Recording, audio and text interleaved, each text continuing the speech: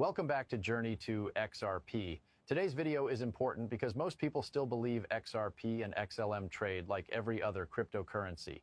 They think price is driven purely by hype, retail emotion, and speculative cycles.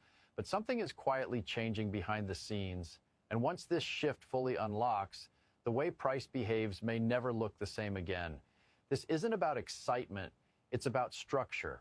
Right now, almost all conversations around XRP get stuck on the same surface level argument.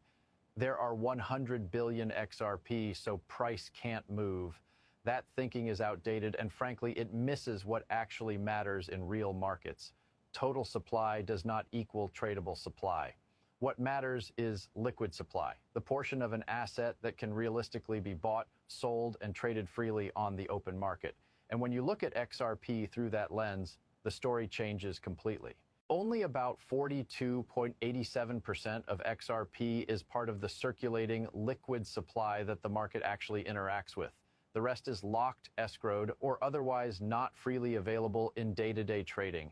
That number, 42.87%, is the number most people are ignoring, and it's the number that makes the ETF discussion far more serious than it looks on the surface, because XRP ETFs do not need to own the majority of the supply to have an impact. They don't need 10%. They don't even need 5%. All they need to do is steadily pull from that same liquid pool that retail traders depend on, and that's exactly what's happening.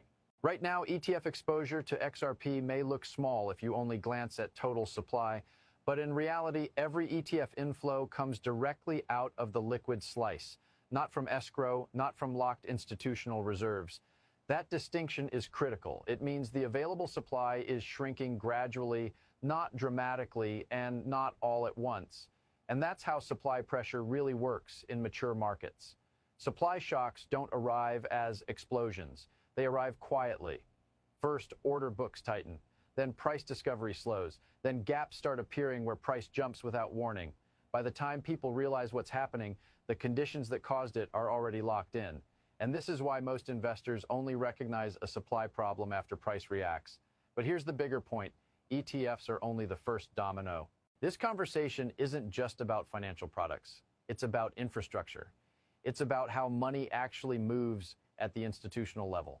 And that brings us into a topic most retail traders still underestimate: ISO 2022. ISO 2022 isn't a buzzword. It's a global messaging standard that changes how banks, institutions, and payment systems communicate. It introduces richer data, structured settlement instructions, and compliance baked directly into transactions. Legacy systems cannot handle this. Institutions